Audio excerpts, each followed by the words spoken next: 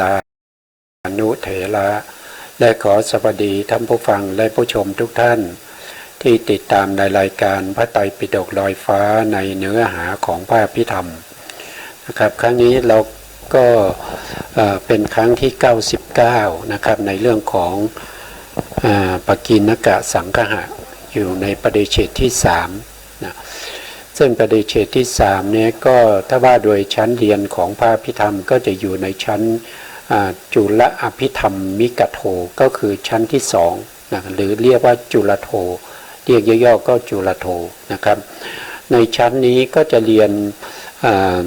อยู่2วิชาด้วยกันนะครับนั่นก็คือ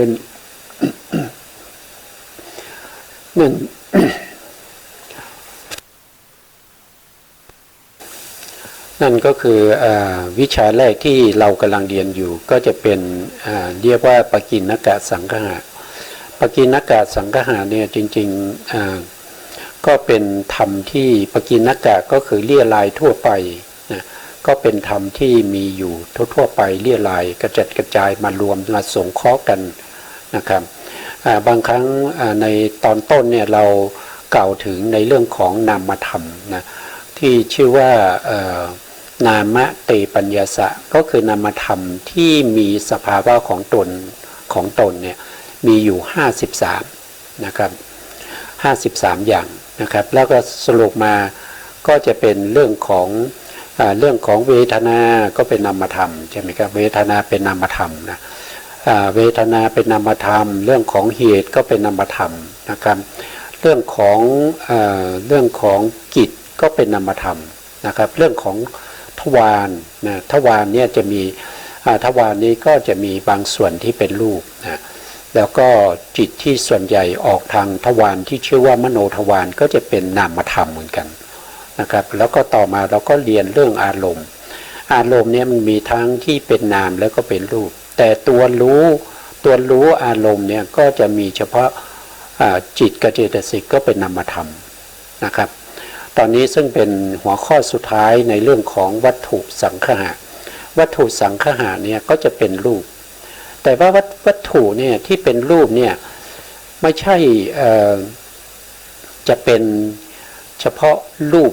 นะครับแต่เขาเป็นปัจจัยเขาเป็นเหตุเขาเป็นที่อาศัยเกิดของนามธรรม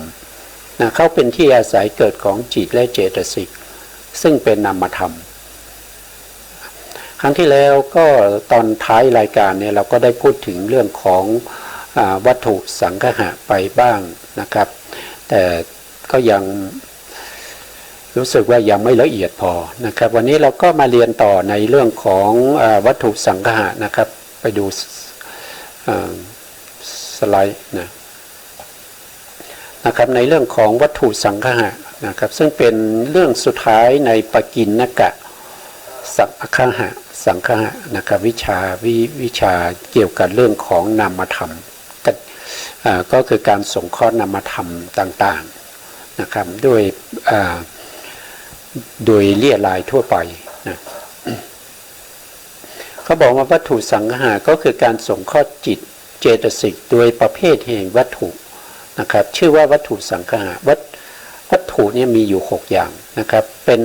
ป็นรูปหมดเลยนะครับก็จะมีจักขุวัตถุเนี่ยเป็นที่อาศัยเกิดของจักขุวิญญาณถ้าจักขุวัตถุไม่มีจักขุวิญญาณซึ่งเกิดขึ้นมาเพื่อจะไปเห็นรูปหรือว่าไปเห็นสีเนี่ยก็เกิดไม่ได้นะอันนี้พูดถึงในปัญจโวการภูมินะครับก็คืออย่างพวกเราเนี่ยปัญจโวการภูมิก็คือภูมิที่มีขันธ์5นะครับแต่ถ้าไปจัตุโวการภูมิเนี่ยเขาไม่มีจักขุวิญญาณเขาไม่มีการเห็นนะครับจัตุโวการภูมิก็คือภูมิที่มีขันธ์4นะมีขันธ์4ก็จะมีเวทนาขันธ์ก็เป็นนามธรรมเหมือนกันนะเวทนาขันธ์สัญญาขันธ์ก็คือความจำหมายรู้นะครับสังขารขันธ์ก็คือการสภาวธรรมที่มีการปรุงแต่งจิตนะครับโดยมีตัวเจตนาเป็นหัวหน้านะอันที่4ก็วิญญาณขันธ์ก็คือจิตมันมีแค่นี้นะเราจึงเรียกว่า จัตุโวการภูมิมันไม่มีรูปเพราะฉะนั้นผู้ที่ไปเกิดในภพภูมินั้นก็จะมองไม่เห็นเพราะว่าไม่มีตานะไม่มีตานะครับไม่มีวัตถุที่เป็นจักขุวัตถุนะไม่มีประสาทนะครับประสาทตาไม่มีจักขุประสาทไม่มีนะครับจึงไม่สามารถมองเห็นได้นะครับโสตประสาทก็ไม่มีนะก็ฟังเสียงไม่ได้นะครับคานะประสาทก็ไม่มีนะจะดมกลิ่นก็ไม่ได้นะครับชิวหาประสาทก็ไม่มีก็ไม่รู้เรื่องของรสนะกายประสาทก็ไม่มีก็ไม่รู้ในเรื่องของการกระทบอารมณ์นะการกระทบอารมณ์นะแล้วก็ไม่มีหาทายวัตถุซึ่งเป็นที่อาศัยของจิตนะครับมีจิตก็จะมี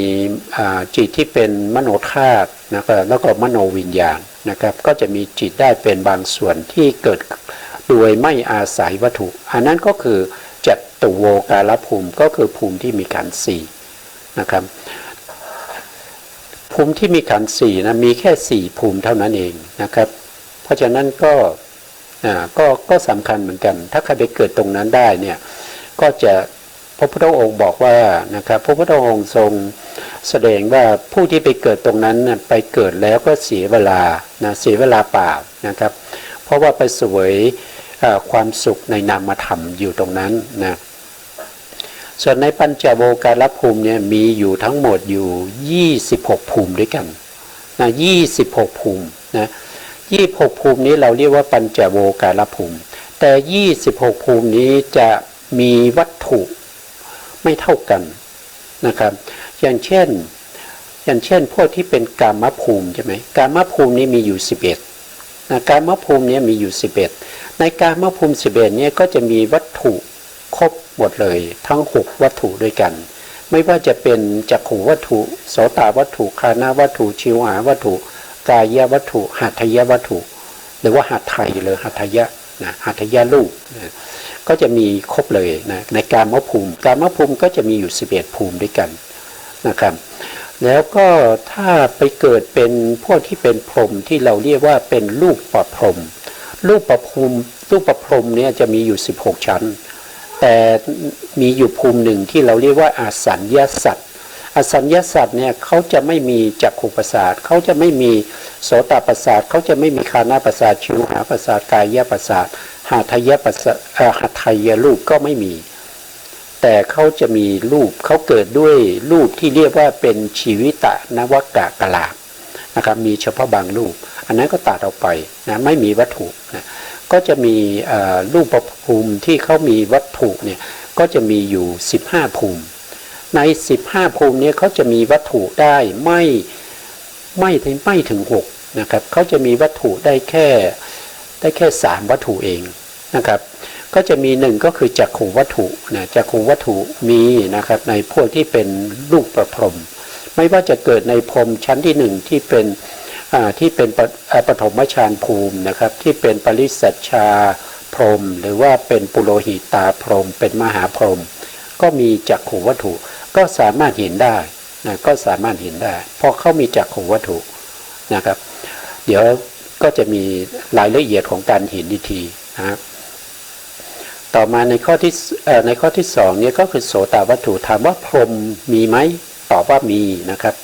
โสตวัตถุนี่มีนะครับพรหมนี่สามารถฟังเสียงได้นะครับฟังเสียงได้นะคานะวัตถุมีไหมพรหมไม่มีคานะวัตถุนะคือไม่มีประสาทจมูกแต่พรหมมีจมูกนะครับแต่จมูกจะไม่สามารถดมกลิ่นได้เพราะว่าไม่มีคานะประสาทที่เรียกว่าคานะวัตถุนะครับไม่มีนะเพราะว่าจิตที่อาศัยคานะประสาทเนี่ยไม่สามารถเกิดได้เพราะไม่มีคานะวัตถุใช่ไหมครับต่อมาก็ชิวหาวัตถุพรหมมีไหมตอบว่าพรหมไม่มีชิวหาวัตถุนะครับเพราะว่าพรหมไม่สามารถที่จะ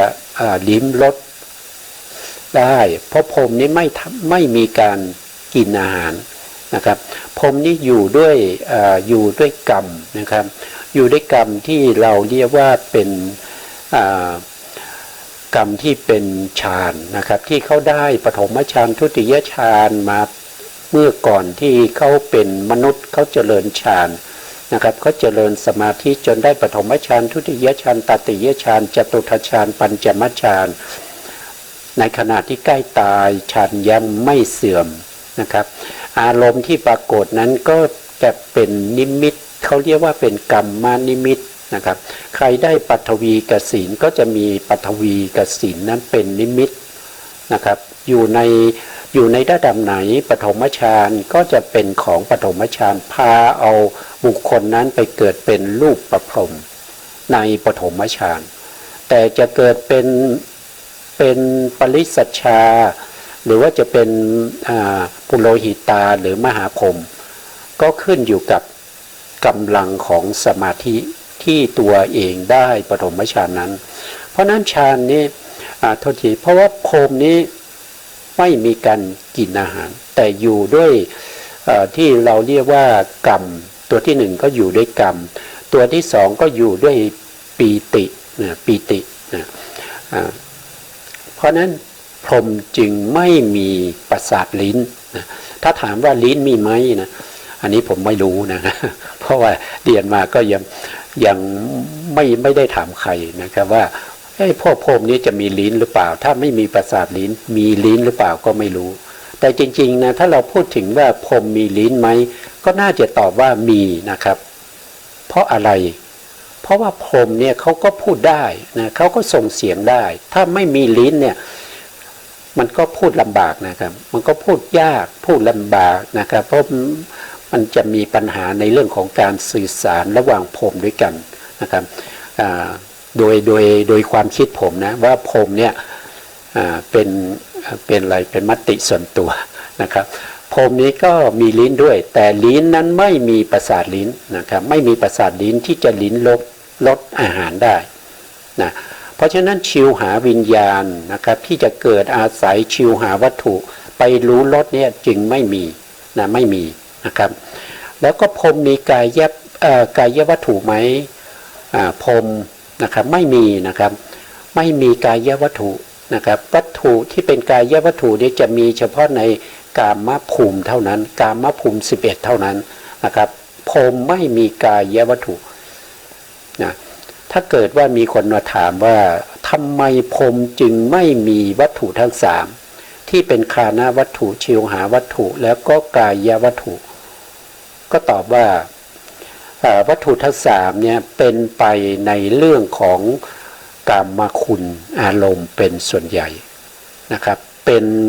ป็นอารมณ์ที่ไม่ก่อให้เกิดประโยชน์นะไม่ก่อให้เกิดประโยชน์เป็นไปในเรื่องของโลกียะเป็นไปในเรื่องของกิเลสตัณหามากกว่านะครับพรหมจึงไม่มีนะครับพรหมจึงไม่มี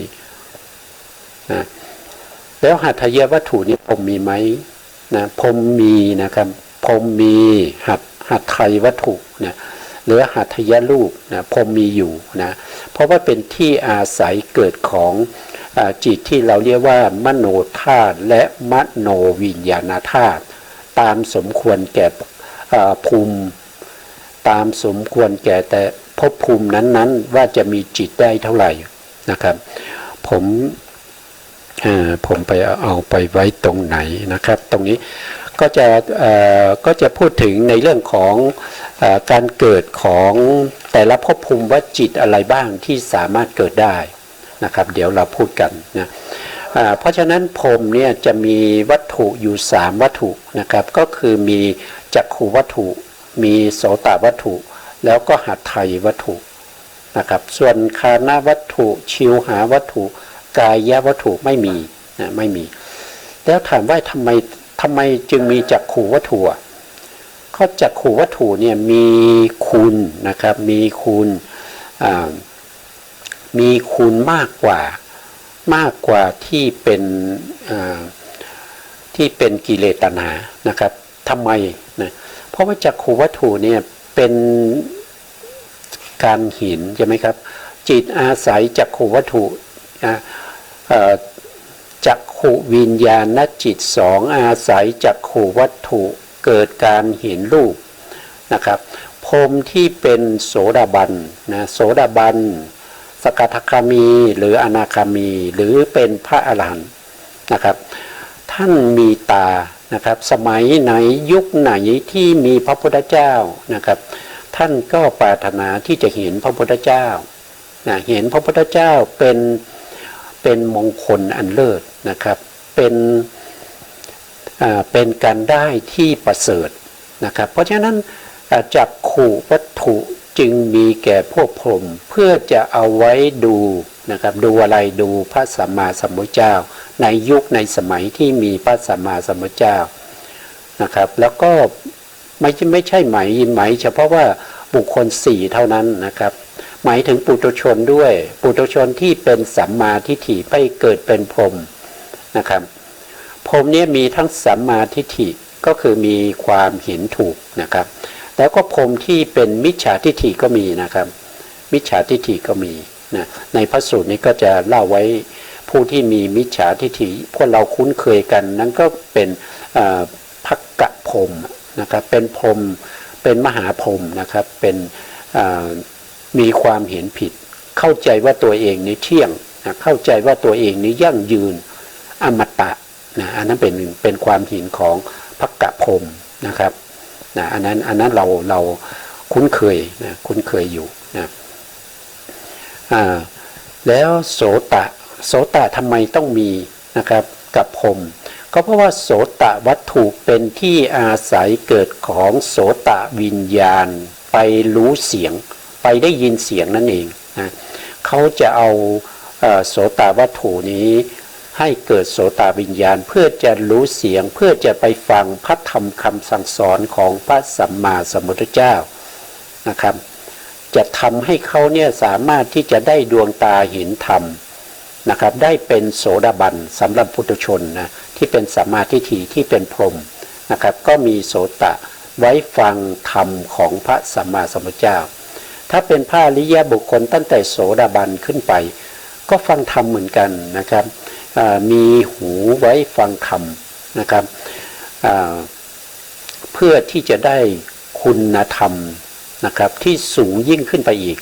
ผู้ที่เป็นโสดาบันก็ฟังธรรมแล้วก็อาจจะเป็นสกทาคามีหรือว่าเป็นอนาคามีหรือเป็นพระอรหันต์ขึ้นไปอีกได้นะครับ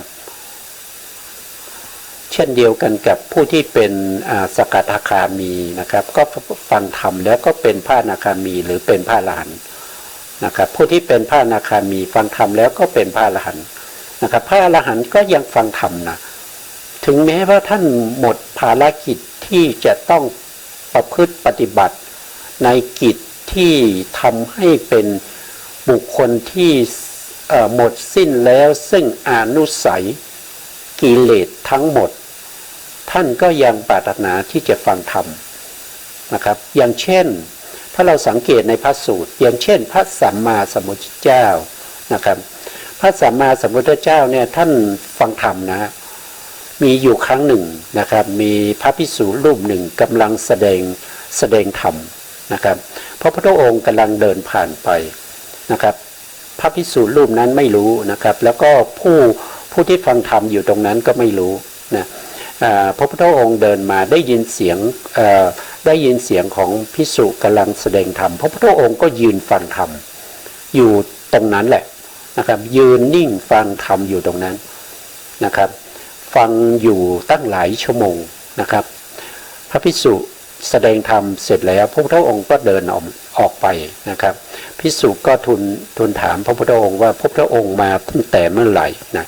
ก็บอกว่ามาตั้งแต่เธอกำลังเริ่มแสดงธรรมพระภิกษุก็พระพุทธองค์ทำไม่แสดงตัวนะครับก็เธอแสดงธรรมได้ไพเราะนะตถาคตก็ยืนฟังธรรมอยู่ตรงนี้จนจบนะพระภิกษุก็กราบพระพุทธองค์นะครับด้วยความปิตินะครับด้วยความปราบปลื้มปิติอย่างมากนะครับนั่นแสดงว่าพระอรหันต์เนี่ยท่านยังมีการฟังธรรมอยู่ท่านยังฟังพระธรรมคำสั่งสอนนะครับที่เป็นสัจธรรมที่เป็นคำสั่งสอนของพระสัมมาสัมพุทธเจ้าเพราะฉะนั้นจำเป็นที่จะต้องมีโสตวัตถุ นะครับไม่ว่าบุคคลนั้นจะเป็นพรหมหรือว่าเป็นเทวดาหรือว่าจะเป็นมนุษย์นะหรือว่าเป็นเดรัจฉานฟังธรรมก็มีนะครับอย่างเช่นมีกบอยู่ตัวหนึ่งนะครับพระพุทธองค์กำลังแสดงธรรมนะครับกบตัวนั้นก็มาฟังธรรมมาฟังธรรมแต่กบตัวนั้นกรรมเก่าตามทันนะในขณะที่ฟังธรรมอยู่ก็มีชายคนหนึ่งนะครับที่เป็นคนเลี้ยงโคนะครับมาถึงไม่ได้ดูอะไรเลยก็เอาตักเนี่ยปักลงไปที่ดินนะครับก็ไป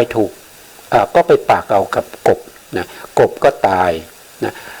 ด้วยผลบุญของการที่กบตัวนั้นฟังธรรมเนี่ยก็ไปเกิดเป็นเทพบุตรนะเกิดเป็นเทพบุตรก็คือไปเกิดบนสวรรค์นะครับแล้วก็มีอยู่อีกครั้งหนึ่งนะครับมีภิกษุนะครับมีภิกษุในท่านสาธยายเกี่ยวกับเรื่องของพระอภิธรรมในถ้ำนะในถ้ำท่านสาธยายอภิธรรมอยู่มีค้างคาวนะครับค้างคาวนี่เกาะอยู่บนผนังของถ้ำเนี่ยมากมายมีค้างคาวอยู่500ตัวฟังธรรมจากภิกษุที่กำลังสาธยายอภิธรรมอยู่นะครับล่วงหล่นลงมาเพราะว่าไพเราะนะฟังธรรมด้วยความไพเราะแต่ไม่รู้ความหมายก็หล่นจากผนังถ้ำตกมาตายไปเกิดเป็นเทพบุตรเห็นไหมการฟังธรรมเนี่ยมันเป็นสิ่งที่มีคุณมากนะครับเพราะฉะนั้นจำเป็นที่จะต้องมีโสตวัตถุนะครับเพื่อให้โสตวิญญาณซึ่งเป็นจิตอาศัยโสตวัตถุเกิดขึ้นไปรู้เสียงไปได้ยินเสียงเนี่ยมันมีความสำคัญนะครับถ้าเป็นคานะเนี่ยมันไม่ได้ช่วยประโยชน์อะไรในการที่จะทำให้เราได้ตรัสรู้ธรรมเลยไม่ได้เป็นปัจจัยให้เรามีธรรมนะครับมีธรรมเป็นทูลอย่างเช่นสัตว์เดรัจฉานเนี่ยท่านฟังธรรมเนี่ยมันเป็นอุปนิสัยนะมันเป็นอัธยาศัยนะครับที่ท่านฟังเนี่ยเนื่องจากว่าอดีตชาติเนี่ยท่านเคยสะสมมาโดยเป็นอุปนิสัยแล้วในขณะที่ท่านเป็นเดรัจฉานท่านก็ฟังอีกนั้นก็สะสมไปเป็นอัธยาศัยเป็นอุปนิสัยเป็นอัธยาศัยที่เคยชินไปเกิดเป็นเทพบุตรท่านก็จะไปฟังธรรมนะครับก็จะไปฟังธรรมนะบนสวรรค์ก็มีศาลาฟังธรรมเหมือนกันนะครับนะอันนี้ก็เป็นความสำคัญของจักขุนะครับจักขุวัตถุแล้วก็โสตวัตถุ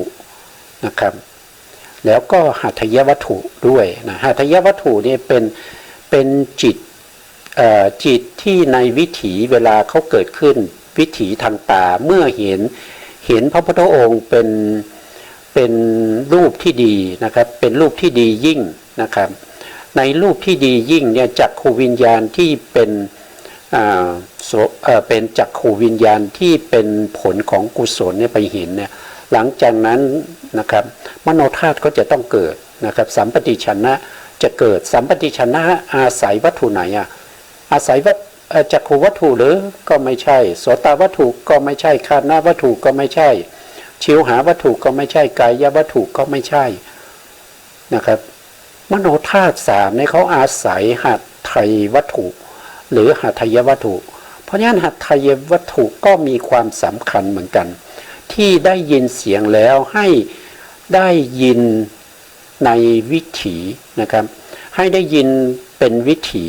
นะครับบุคคลถ้าเป็นบุคคลที่รู้นะครับก็จะต้องให้รู้ถึงอรรถรสของพระธรรมนะครับเห็นพระพุทธเจ้าก็จะต้องรู้ว่าอันนี้เป็นรูปเป็นสีของพระพุทธองค์นะครับเป็นสีที่ดียิ่งเป็นเหตุเป็นปัจจัยให้จิตในวิถีนี้เกิดติดต่อกันไปนะครับในวิถีจิตเนี่ยนะครับวิถีที่เป็นวิถีที่มีกำลังมากก็จะมีเขาเรียกว่าเป็นจิตตขณะจิตตขณะก็คือ สีที่เกิดขึ้นหนึ่งสีที่เป็นรูปนะครับก็จะมีอายุเท่ากับจิต17ดวงนะครับจิต17ดวงในจิต17ดวงก็จะมีผมไม่ได้เอาวิถีให้ท่านผู้ฟังได้ดูเอาไว้โอกาสหน้านะครับ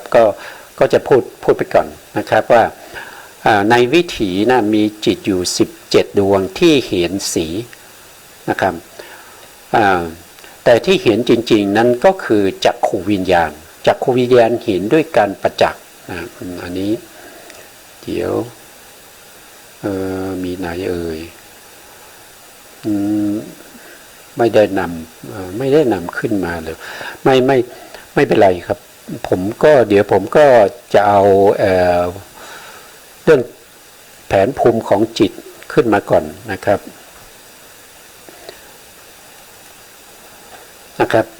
อย่างเช่นตรงนี้นะครับก็เป็นมโนธาตุนี่อาศัยหาไทยวัตถุนะก็คือสัมปติชนะจิต2เนี่ยนะครับสัมปติชนะจิต2แล้วก็ปัญจทวาราวชนะจิต1เขาเรียกว่าเป็นมโนธาตุ3อาศัยหาไทยวัตถุเกิดอาศัยหาไทยวัตถุเกิดนะแล้วก็จิตที่เป็นโลภะนะครับจิตที่เป็นสัมปติชนะมโนทวาราวชนะหาสิตุปาทจิตมหากุศลมหาวิบากมหากิริยาแล้วก็รูปาวจระจิต15นะครับแล้วก็โสดาบันนะโสดาปฏิมัคนะครับโสดาปฏิมัคสกทาคามีมัคพวกนี้มัคคจิตแล้วก็ผลจิตก็อาศัยหาทายวัตถุเกิดนะอาศัยหาทายวัตถุเกิดนั้นเราก็จะเห็นว่าหาทายวัตถุเนี่ยก็มีความสำคัญนะครับกว่าเราจะรู้เรื่องเนี่ยมันก็ต้องมีจิตที่เกิดในวิถีนะครับชวนะอย่างน้อยก็7ขณะนะครับแล้วก็มีจักขูวิญญาณอาศัยจักขูวัตถุเกิดนะครับแต่ถ้าได้ยินเสียงก็โสตวิญญาณอาศัยโสตวัตถุเกิดแล้วจิตที่เหลือในวิถีก็อาศัยหัตถยวัตถุเกิดอย่างเนี้ยก็จะรู้นะครับก็รู้เป็นเรื่องเป็นราวเป็นปรมัตถ์บ้างเป็นบัญญัติบ้างแล้วแต่นะครับการแต่ละท่านแต่ละบุคคลนะครับที่ส่งอารมณ์ไปตามเสียงที่ภิกษุกำลังแสดงธรรมอยู่หรือว่าเห็นรูปนะเห็นรูปที่เขากำลังนั่งปฏิบัติธรรมกันนะครับอย่างนี้ถ้าเราเดินเข้าไปในที่สถานที่ปฏิบัติธรรมเราก็จะเห็นผู้ที่ปฏิบัติธรรมนะครับมากมายกำลังนั่งนิ่งสงบอยู่นะครับเรารู้สึกยังไงนะความรู้สึกของเราจะเป็นยังไงกับการที่เราเข้าไปในคับในบาร์นะครับที่มีแต่การร้องรำทำเพลงนะครับดื่มสุรากันอยู่นะครับกับการที่เราเข้าวัดเข้าวาแล้วก็ไปเห็นบุคคลที่กำลังปฏิบัติธรรมนั่งสงบกันอยู่นะครับแล้วก็ไปเห็นภิกษุกำลังแสดงธรรมอยู่ความรู้สึกมันก็จะแตกต่างกันไปนะครับความรู้สึกแตกต่างกันไปถ้าเราไม่ใช่เป็นมิจฉาทิฏฐินะแต่ถ้าเป็นมิจฉาทิฏฐิก็อีกเรื่องหนึ่งนะครับเขาอาจจะมีความรู้สึกอีกแบบหนึ่งนะนั้นก็เป็นความรู้สึกเหมือนกันนะครับเพราะฉะนั้นวัตถุจึงมีความสำคัญนะครับสำคัญในการที่จะได้ดวงตาเห็นธรรมนะครับอันนี้ก็เราก็ทราบแล้วนะครับต่อไปในสไลด์ต่อไปนะครับสไลด์ต่อมาท่านก็จะพูดถึงเรื่องของวจนถะและคำอธิบายนะครับในวจนถะนั้นวจนถะก็คือคำจำกัดความตรงนี้ก็คือหมายถึงว่าคำจำกัดความของวัตถุมีว่าอย่างไรนะครับหรือบางทีในบาลีเนี่ยท่านจะเรียกว่าวิคหศัพท์นะครับหรือวิเคราะห์นะครับวิเคราะห์สงเคราะห์นะครับวิจัยนะในเรื่องของศัพท์ต่างๆนะครับว่าที่มาของศัพท์มีอะไรเป็นปัจจัยมีอะไรเป็นธาตุอะไรพวกนี้นะครับในบาลีนะครับเราก็มาดูในคำอธิบายนะครับวจนถะนะวัสสันตินะปาติถะหันติจิตตะเจตสิกา เอถาติเท่ากับวัตถุนะครับข้างหน้าเนี่ยก็คือหมายเป็นบาลีความหมายทั้งหมดรวมกันแล้วก็หมายถึงตัววัตถุนั่นเองนะครับถ้าเราจะแปลก็จะได้แปลตามตรงนี้นะตรงที่สีน้ำเงินตรงนี้นะท่านก็จะแปลว่าจิตและเจตสิกทั้งหลายนะครับก็มาจากตรงนี้จิตตะเจตสิกานะครับย่อมอาศัยธรรมใดนะครับนี่ก็เอถาตินะครับก็คือความหมายเนี่ยเขาในอภิธรรมเนี่ยเวลาแปลเนี่ยเขาไม่ได้แปลยกศัพท์นะเขาแปลเอาความหมายเพราะฉะนั้นก็จะมีคำบางคำที่เขาเติมเข้ามานะครับนะเราก็แปลเลยนะครับจิตและเจตสิกทั้งหลายย่อมอาศัยในธรรมใดฉะนั้นธรรมที่เป็นที่อาศัยของจิตและเจตสิกเหล่านี้ชื่อว่าวัตถุนะครับชื่อว่าวัตถุนะตรงนี้ก็ท่านก็ตรงนี้ท่านอธิบายนะครับว่าธรรมดาแผ่นดินคือธรรมดาของแผ่นดินที่เราเห็นอยู่ใช่ไหมครับก็เป็นที่อาศัยของเป็นที่อาศัยเกิดของต้นไม้นะครับเป็นที่อาศัยเกิดของภูเขาเป็นที่อาศัยเกิดของแม่น้ำเป็นที่อาศัยเกิดของสิ่งต่างๆเช่นบ้านศาลาอะไรพวกนี้นะครับสิ่งนี้เราจะเรียกว่าเป็นอวิญญาณนะอวิญญาณนกะวัตถุนะครับก็คือหมายถึงว่าสิ่งที่ไม่มีวิญญาณไม่มีวิญญาณของพูดง่ายๆสิ่งพวกนี้ไม่มีวิญญาณของอย่างเช่นต้นไม้ก็ไม่มีวิญญาณของนะครับวิญญาณแปลว่ารู้นะถ้าสมมติว่ามีวิญญาณของในต้นไม้ก็จะต้องมีการรู้นะครับการรู้อะไรก็รู้อารมณ์นะรู้อารมณ์ที่เราเพิ่งเรียนจบไปนะครับเพราะฉะนั้นต้นไม้เนี่ยมันไม่มีวิญญาณของจึงเป็นอวิญญาณนกะวัตถุนะครับแล้วก็บรรดาสิ่งที่มีชีวิตอันนี้ก็เป็นที่อาศัยเกิดของสิ่งมีชีวิตเหมือนกันนะครับสิ่งมีชีวิตก็คือได้แก่พวกที่เป็นมนุษย์เนี่ยพวกเราเนี่ยเป็นมนุษย์ก็อาศัยแผ่นดินนะอยู่ใช่ไหมครับแล้วก็เดรัจฉานนะเดรัจฉานตรงนี้เขายกมาแค่2ตัวอย่างนะครับจริงๆแล้วมีมากกว่านั้นนะที่อาศัยพื้นแผ่นดินอยู่เนี่ยอย่างเช่นพวกเปรตนะ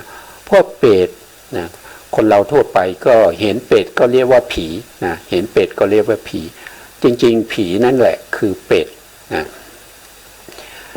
เปรต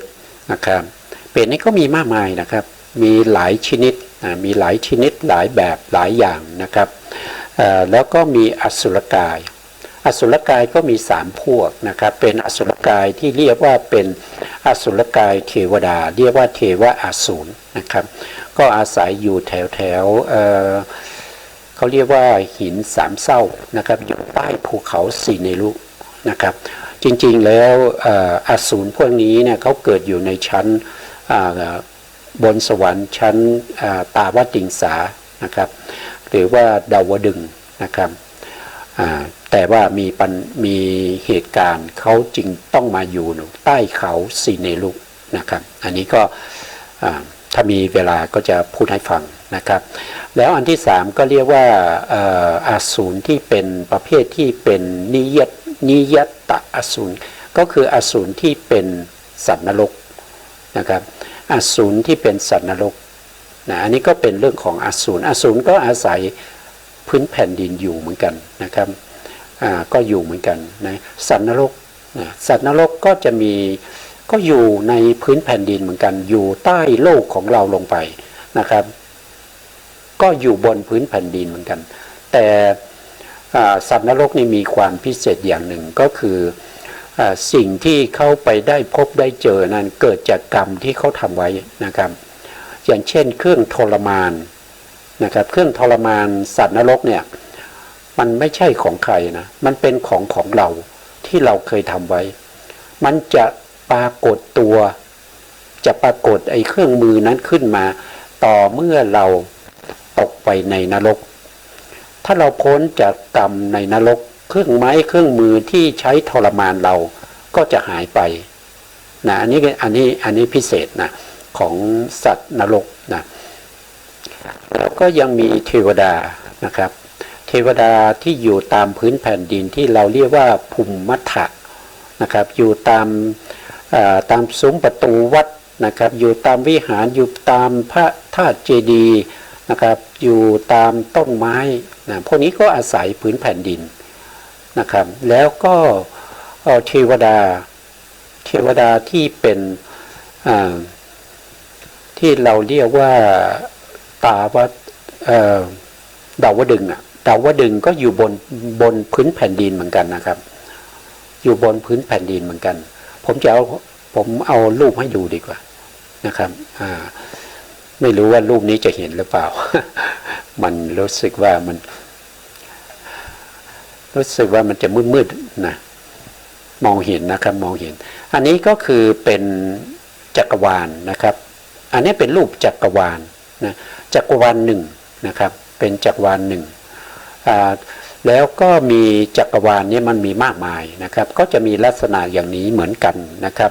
จักรวาลนี้มีอนันตจักรวาลเพราะฉะนั้นลักษณะอย่างนี้ก็จะมีมากมายเหลือเกินนะครับเราก็มาดูนะครับว่าในจักรวาลนี้มีอะไรบ้างนะครับจักรวาลนี้ก็คือเป็นรูปที่เราผ่าครึ่งนะเราผ่าครึ่งมานะครับผ่าครึ่งมามนุษย์เราอยู่ตรงไหนมนุษย์เราอยู่ตรงนี้นะมนุษย์เราอยู่ตรงนี้นะครับเล็กนิดเดียวเองขอโทษทีอยู่ตรงนี้ครับมนุษย์เราอยู่ตรงนี้อันนี้คือนรกนะครับมนุษย์เราอยู่ตรงนี้อยู่บนพื้นแผ่นดินนะอาศัยแผ่นดินอยู่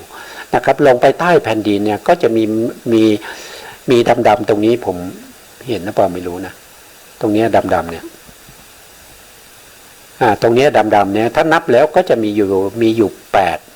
ยู่8อันนี้เป็นขุมนรกนะครับนรกนะอยู่ใต้มนุษย์ลงไปเนี่ยเป็นขุมนรกมีอยู่8ขุมด้วยกันนะครับอันนี้ขยายให้ใหญ่ดีกว่านะครับเราก็มาดูนะครับอันนี้เป็นเนี่ยนะครับเป็นสีดำเป็นแถบเนี่ยนะครับอันนี้เป็นมหานรกนะครับมีอยู่8ชั้นด้วยกันนะครับเขาเรียกว่านรก8ขุมนะครับนรก8ขุมนะบนพื้นแผ่นดินก็จะมีมนุษย์อาศัยอยู่นะมีมนุษย์อาศัยอยู่นะตรงนี้ก็จะเป็นมนุษย์อาศัยอยู่เป็นชมพูทวีปนะเป็นชมพูทวีปก็คือเป็นทวีปของเราที่เราอาศัยอยู่ปัจจุบันนี้อยู่ทางทิศใต้ของเขาสิเนรุนะอันนี้เป็นเขาสิเนรุนี่เขาสิเนรุนะครับมีบันไดเวียนรอบไปนะครับมีอยู่5ชั้นมา1 2 3 4 5นะครับมีอยู่5ชั้นนะเป็นบันไดวนรอบเขาสิเนรุขึ้นไปนะในเขาสิเนรุเนี่ยเทวดาชั้นที่1นะครับก็คือจตุมมหาราชนะครับหรือจตุมมหาราชทั้ง4องค์อันนี้คือหมายถึงเท้าทั้ง4นะครับที่เป็นผู้ดูแลเทวดาที่อยู่ในทิศนั้นๆนะอย่างเช่นเทวดาที่อยู่ทางทิศตะวันออกนะครับท่านก็จะชื่อว่าเท้าทัตตะลัทธะนะครับเป็นผู้ดูแลทางด้านตะวันออกนะครับเป็นเท้าจตุมมหาราชองค์หนึ่งนะครับก็ถ้าทางที่เหนือนี้ก็คือเท้าเวสสุวรรณเรารู้จักดีนะครับเท้าเวสสุวรรณหรือว่าเท้ากุเวนนะครับก็ดูแลทางทิศเหนือนะครับก็จะมีอยู่4ทิศนะครับก็จะมีเท้าทั้ง4ดูแลแต่ละทิศไปนะตรงนี้ก็อยู่บนพื้นแผ่นดินเหมือนกันนะครับอาศัยแผ่นดินอยู่แต่แผ่นดินนั้นเป็นแผ่นดินที่เป็นภูเขานะครับเป็นภูเขาสีเนรุนะครับสีเนรุภูเขานะครับอยู่กลางๆของภูเขานะครับแล้วก็ต่อไปยอดของภูเขาสีเนรุตรงนี้นะยอดของภูเขาสีเนรุตรงนี้เนี่ยเป็นพื้นที่ถึง 48,000 โยชน์นะครับเป็นที่อยู่ของใครเป็นที่อยู่ของ เทวดาที่เราเรียกว่าเป็นเทวดาที่อยู่ในชั้นดาวดึงส์นะดาวดึงส์ก็อยู่บนพื้นแผ่นดินเหมือนกันท้าวสักกะก็อยู่ตรงนี้นะท้าวสักกะก็อยู่ตรงนี้นะครับก็จะเห็นได้ว่าสิ่งมีชีวิตเนี่ยอาศัยอยู่บนพื้นแผ่นดินก็มีมากนะครับไม่ว่าจะเป็นมนุษย์นะไม่ว่าจะเป็นเทวดานะครับไม่ว่าจะเป็นพวกที่เป็นเปรตเป็นอสุรกายเป็นสัตว์นรกพวกนี้ก็ต้องอาศัยพื้นแผ่นดินอยู่เหมือนกันเพราะฉะนั้นพวกนี้มีวิญญาณครองนะครับมีวิญญาณมีชีวิตนะเมื่อกี้ผมพูดถึงอสูรนะครับอสูรเนี่ยเป็นเทวะอสูรเนี่ยเขาอยู่ตรงนี้นะเขาอยู่ใต้ภูเขาสีเนรุนะครับที่มีหิน3ก้อนนะครับมีหิน3ก้อนอยู่ตรงนี้นะเขาจะอยู่ตรงนี้เดิมทีเนี่ยเขาอยู่ตรงนี้ก่อนนะครับเขาอยู่ตรงที่ยอดเขาสีเนรุก่อนที่ท้าวสักกะจะมาอยู่นะเขาเกิดอยู่ตรงนี้ก่อนนะเมื่อท้าวสักกะเป็นผู้มีบุญมาเกิดข้างบนนี้นะครับก็มาเจอกับพวกอสูรก็รูปร่างไม่ค่อยสวยไม่ค่อยหล่อนะครับเพราะฉะนั้นเทวดาที่มาเกิดทีหลังเนี่ยก็คือมีท้าวสักกะแล้วท้าวสักกะก็คือพระอินทร์นั่นเองนะครับก็คือพระอินทร์นั่นเองนะครับก็มีบริวารด้วยนะครับมีเทพบุตรมีเทพธิดาด้วยนะมาเกิดพร้อมมาเกิดไล่ๆกันนะครับก็วางแผนที่จะจับอสูรเนี่ยโยนลงมาจากภูเขาสีเนรุนะครับก็มีการให้พวกอสูรเนี่ยดื่มสุรานะครับดื่มสุราจนเมานะครับวันนั้นมีพวกที่เป็นเทพบุตรเทพธิดา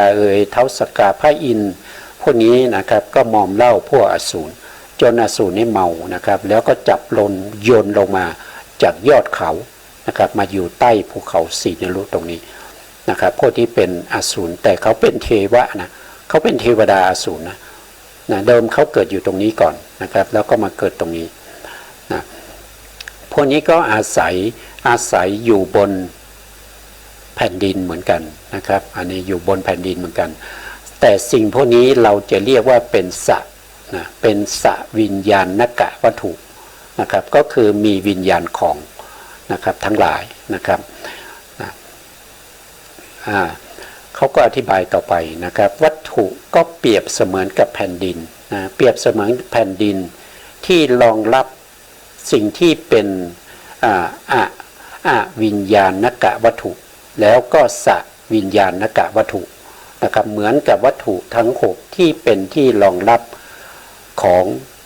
จิตและเจตสิกนะครับมีจักขุวัตถุเป็นต้นนะครับก็จะท่านก็อธิบายในลักษณะนี้นะครับต่อมาท่านก็อธิบายถึงเรื่องของต้นไม้นะคือบางท่านเนี่ยอาจจะมีความเห็นมีความเข้าใจว่าต้นไม้เนี่ยมันอยู่ในพืช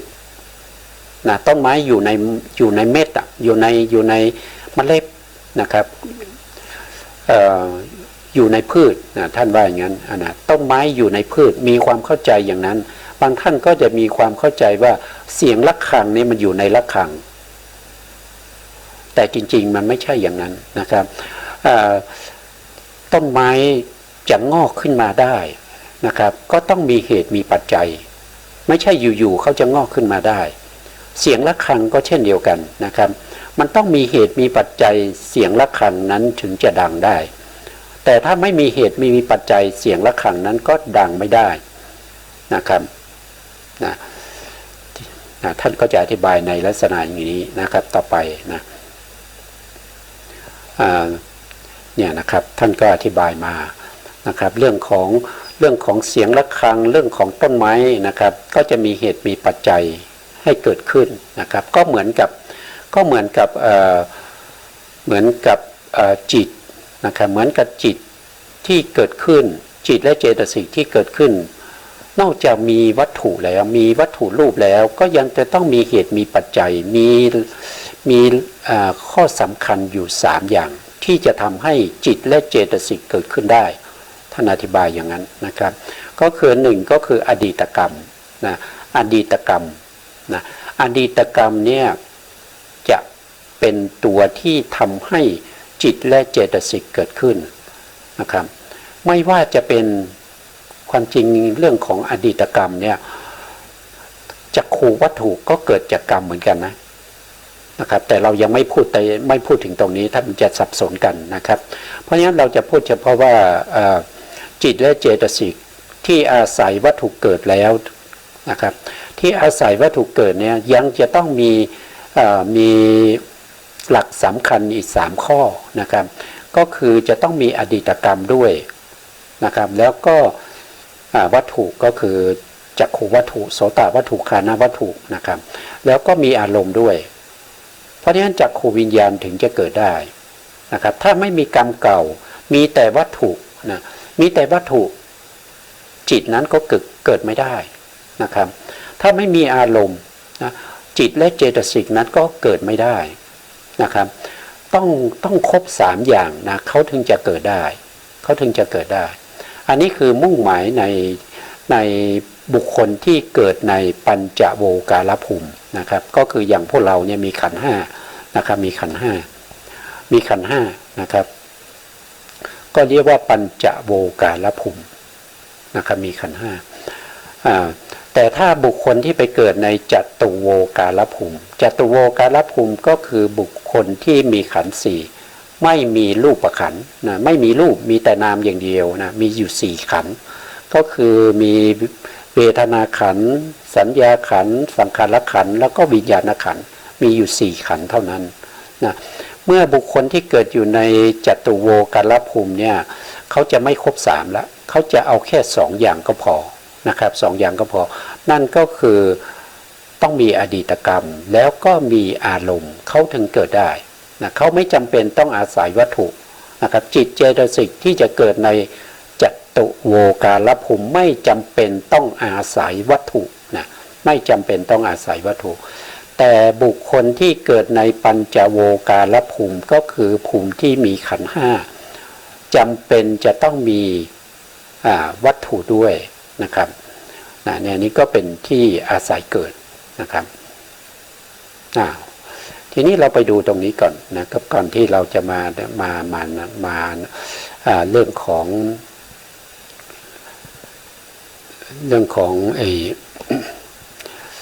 คาถานะครับเรื่องของคาถาเรามาดูตรงนี้ก่อนนะครับว่าอย่างเช่นอันนี้เขาจะอธิบายในเรื่องของอุปติเหตุนะครับของอาเหตุกจิต18แต่เราจะไม่ถึง18เราแค่จิตที่เป็นทวิปัญจวิญญาณจิต10ก็พอนะครับเหตุที่อุปติก็คือหมายถึงเกิดนะครับหมายถึงเกิดตรงนี้ผมจะใช้คำว่าเกิดเลยเหตุให้เกิดตรงนี้เหตุให้เกิดก็คือตรงนี้อุปติก็คือเกิดนั่นเองนะครับเหตุให้เกิดจักขุวิญญาณนะครับเหตุให้เกิดจักขุวิญญาณจิต2จักขุวิญญาณนะครับจักขุวิญญาณก็อยู่ตรงไหนก็อยู่ตรงนี้จักขุวิญญาณอยู่ตรงนี้อยู่ในอเหตุกจิตนะครับคู่ที่1เรียกว่าเป็นจักขุวิญญาณนะครับจักขุวิญญาณจิต2นะครับที่จะเกิดขึ้นได้นะครับก็จะต้องมีเหตุ4ประการนะครับจะต้องมี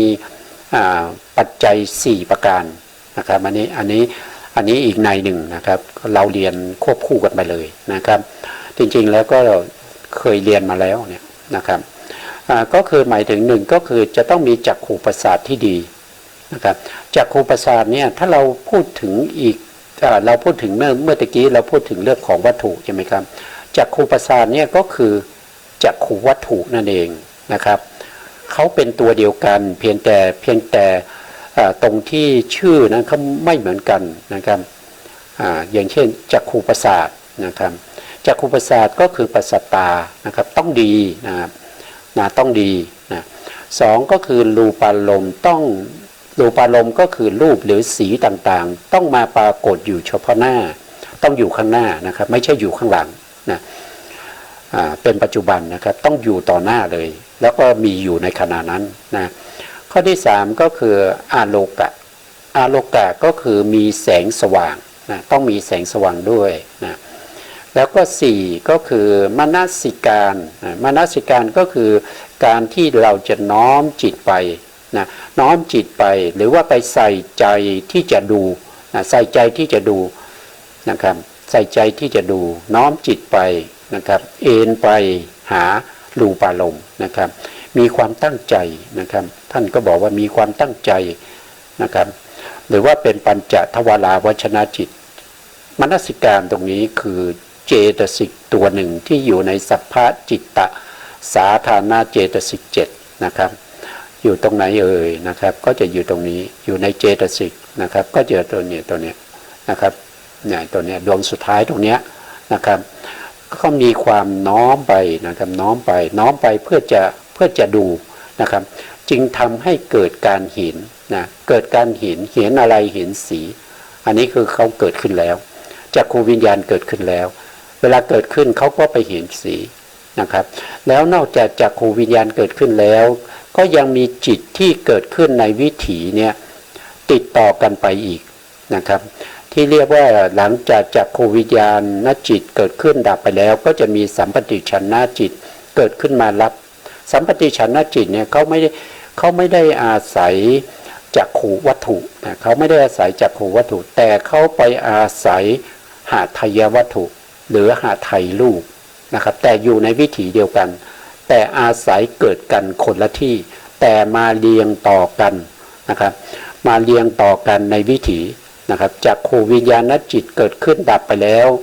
นะครับสัมปติฉันนจิตก็จะเกิดขึ้นมาต่อนะครับสัมปติฉันนจิตดับไปแล้วนะครับสันติละนจิตก็จะเกิดขึ้นนะครับมาดูตรงนี้จักขูวิญญาณจิตเกิดขึ้นดวงใดดวงหนึ่งเกิดขึ้นแล้วดับไปแล้วนะครับเกิดขึ้นมาแล้วก็ดับไปแล้วในวิถีก็ส่งอารมณ์มาต่อให้แก่สัมปติฉันนจิต2ดวงนี้ดวงใดดวงหนึ่งเกิดขึ้นรับอารมณ์ต่อจากจักขูวิญญาณที่เห็นแล้วที่เห็นโดยการประจักษ์เห็นโดยในขณะที่เป็นปัจจุบันนะครับแล้วก็ส่งต่อมาให้สัมปติฉันนะสัมปติฉันนะจิต2ดวงนี้ไปอาศัยหาไทยวัตถุเกิดไม่ได้อาศัยจักขูวัตถุเกิดนะครับหลังจากรับอารมณ์มาแล้วก็ส่งต่อไปให้สันติละนะทำหน้าที่ในการไต่สวนอารมณ์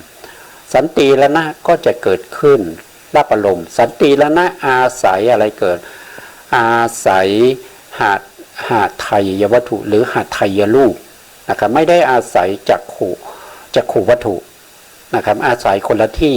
แต่เพียงแต่จิตที่มันขึ้นวิถีมันต้องมาต่อกันในวิถีแล้วก็รับอารมณ์เดียวกันหมดก็คือมีรูปารมณ์เนี้ยเป็นอารมณ์เหมือนกันมีรูปารมณ์เป็นอารมณ์เหมือนกันนะครับสันติละนะแล้วก็โวทัพพนะก็คือตัวนี้นะครับมาทำหน้าที่โวทัพพนะรับอารมณ์ต่อจากสันติละนะครับแล้วหลังจากนั้นก็ชวนะจะเกิดถ้ามีโยนิโสชวนะก็จะเป็นมหากุศลดวงใดดวงหนึ่งเกิดขึ้น7ขณะดับเกิดขึ้นมาแล้วดับไปแล้วก็เกิดขึ้นมาใหม่ก็เป็นมหากุศลถึง7ครั้งด้วยกันถ้าไม่มีโยนิโสมนสิการเป็นอโยนิโสก็จะเป็นอกุศลดวงใดดวงหนึ่งใน12ดวงนี้เกิดแล้วก็ดับเกิดแล้วก็ดับถึง7ครั้งด้วยกันนะครับก็จะเป็นในลักษณะอย่างนี้นะวันนี้เราก็เอาไว้เฉพาะในเรื่องของจักขูวิญญาณนะครับจักขูวิญญาณเพราะว่าเวลาหมดนะครับอันนี้ก็เป็นเรื่องที่มันเป็นไปตาม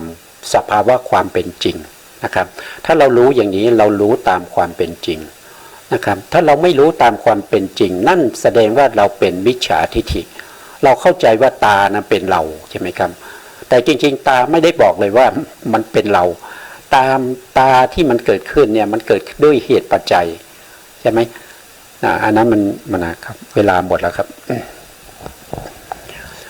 สุดท้ายนี้ขอกราบขอบพระคุณพระครูสมุทรวิสุวัตรวรกิจโจผู้อำนวยการสถานี